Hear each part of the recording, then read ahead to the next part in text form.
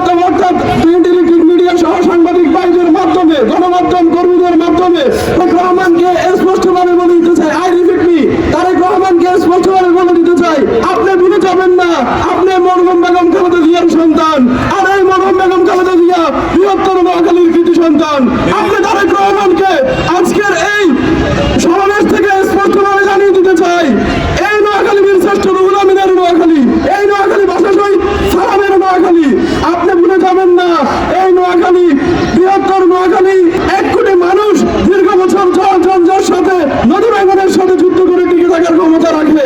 ইনশাআল্লাহ আমরা আপনি তারেক রহমানের কাছে বিনীতভাবে অনুরোধ করবো, অবিলম্বে আপনি নোয়াখালীকে বিভাগ দেন।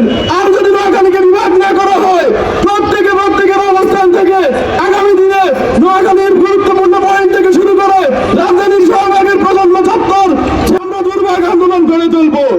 আবার দরকারে প্রয়োজনে আমরা আগামী দিনে আবার প্রধানমন্ত্রীর কার্যালয় ঘেরাও করবো যদি নোয়াখালীকে বিভাগ ঘোষণা না করা হয়। সকলকে ধন্যবাদ এবং কৃতজ্ঞতা জানিয়ে নোয়াখালী বিভাগ বাস্তবায়ন সংগ্রাম পরিষদকে অসংখ্য ধন্যবাদ জানিয়ে সাইফুর রহমান রাসেল, আমি 3 ভাই, আমাদের নাম না জানা অনেক ব্যক্তিকে, পাবিল ভাই সহ আমার ধন্যবাদ জানিয়ে আজকের বক্তব্য এখানে শেষ করছি। দেখা হবে রাজপথে, কথা হবে স্লোগানে।